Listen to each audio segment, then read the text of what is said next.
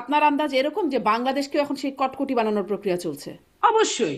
আপনি জি। মনে করেন যেদিন বার্মা অ্যাক্ট হয়েছে ওই দিনই বুঝতে হবে হুম। যে বাংলাদেশকে ভীষণভাবে দরকার।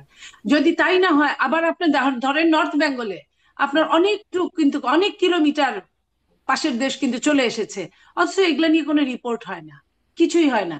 তা আমাদের তো এমনি 56,800 বর্গ মাইল একটা জায়গা, হুম। সেটাও অনেক দখল হয়ে গেছে। 56,000 আছে কিনা সন্দেহ আছে। তার মধ্যে থেকে যদি আপনার 100 কিলো, 70 কিলো, 60 কিলো যদি বর্গ কিলো মাইল দখল দখল হয়ে যায়, তাহলে তো এটা এটা মরার উপর খাড়ার ঘা ছাড়া আর জি, কিছুই না। নিরুপা চৌধুরী মনি, তাহলে অনেক এখন ধন্যবাদ কি আপনাকে। হচ্ছে, আমি এটা আমাদের হ্যাঁ, একটা ব্যাপার। অনেক ধন্যবাদ ব্যারিস্টার পাটোয়ারি। আপনার কাছেও আসলে কি, আপনিও কি মনে করছেন কিনা যে বাংলাদেশকে এখন সেই কটকটি বানানোর প্রক্রিয়া চলছে, নিরুপা চৌধুরী মনি যেরকমটি বলছেন? আপনি মানে -2 নিয়ে যে আলোচনা, সেটি আবারও মানে সেটাই দিকেই করলেন নীলুফার চৌধুরী মনি। এখন আবার আলোচনা -4, সেগুলো কি পর্যায়ে চলমান? অভ্যন্তরীণ কেমন? ভূ রাজনৈতিক বা আন্তর্জাতিকভাবে আসলে কিভাবে এই -2 বা -4 প্রক্রিয়া চলছে বা আদৌ চলছে কিনা? না, আসলে আমরা যখন নিজেরা কথা বলে সমাধান করতে পারি না বা যৌক্তিক জিনিসটাকে যৌক্তিক ভাবে সমাধান করি না, এটা আওয়ামী লীগ বিএনপি বা চারটা দল মিলেই করেছে। 2006-এও হয়েছে, 14-তেও একই হয়েছে, 24-এও হয়েছে, এখনো তাই হলো। তো এতবার যখন আমরা নিজেরা এক হতে পারি না, দেশের স্বার্থে ঐক্যমত সৃষ্টি করতে পারি না, তখন স্বাভাবিকভাবেই এখানে অনেকেই নাক গলানোর সুযোগ পায়। এবং বাংলাদেশে হাই কমিশনার অ্যাম্বাসেডররা যে পরিমাণ ইন্টারনাল ম্যাটার্সে আমরা অ্যালাউ করি, এটা পৃথিবীর আর কোনো দেশে মনে হয় কেউ করে না।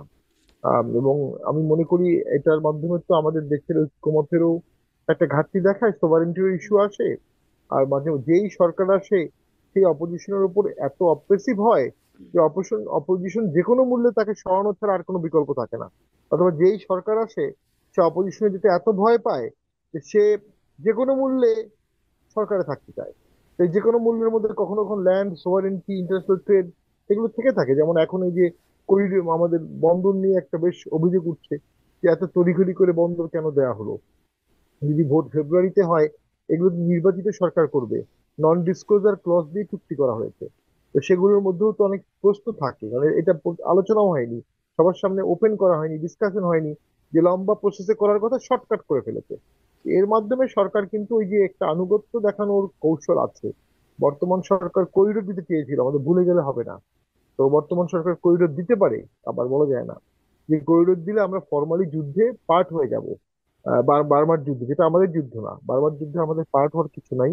আমরা রোহিঙ্গাদের মানবিক কারণে আশ্রয় দিয়েছি, যত দ্রুত এদেরকে ফেরত পাঠাতে পারবো আমাদের যেটা মঙ্গল। আমরা ভেবেছিলাম দেশ বরণ্য অর্থনীতিবিদ, দেশ বড় সোশ্যাল বিজনেস মাইক্রো ক্রেডিটের জন্মদাতা ডক্টর ইউনূস স্যার আসলে তার ক্যারিশমা দিয়ে উনি রোহিঙ্গাদের ফেরত পাঠাতে পারবেন। এবং উনি জাতিসংঘের মহাসচিবকেও বাংলাদেশে নিয়ে আসতেন, পাঞ্জাবি পরালেন, টুপি পরালেন। হ্যাঁ, সবাই একসাথে পাঞ্জাবি পরে টুপি পরে ঘুরলো। কোথায় রোহিঙ্গা চলে গেল? আরো তো 1.5 লক্ষ রোহিঙ্গা আসছে গত 2 বছরে। রোহিঙ্গা তো গেলই না, ত্রাণও এইটু বাড়লো না, উল্টো করিডোরের আলাপ শুরু হয়ে গেল। তো এইটাই তো সমস্যা। একটা অন্তর্বর্তী সরকার স্থায়ী সিদ্ধান্ত নেওয়া উচিত না। অন্তর্বর্তী সরকার টেম্পোরারি কিছু সংস্কার করবে, সংস্কার প্রস্তাবনা তৈরি করবে, কিছু বিচার করবে, আর ভোট করবে। That's all. এর বাইরে যে জিনিসগুলো আম, হচ্ছে, সেগুলো দিয়ে আমি তো মনে করি প্র্যাকটিক্যালি অন্তর্বর্তী সরকার বিতর্কে জড়িয়ে যাচ্ছে, এবং দীর্ঘমেয়াদী বিতর্ক। এই চিঠিগুলো তো পরবর্তী সরকারকে বাইন্ড করবে। তাদের রাষ্ট্রের স্বার্থ রক্ষা হচ্ছে না কি হচ্ছে না, এই বিষয়গুলো তো কেউ দেখছে না। দেখেন, জামাত ইসলামী কিন্তু এগুলো নিয়ে কোনো আলাপ করছে না, টোটালি সাইলেন্ট।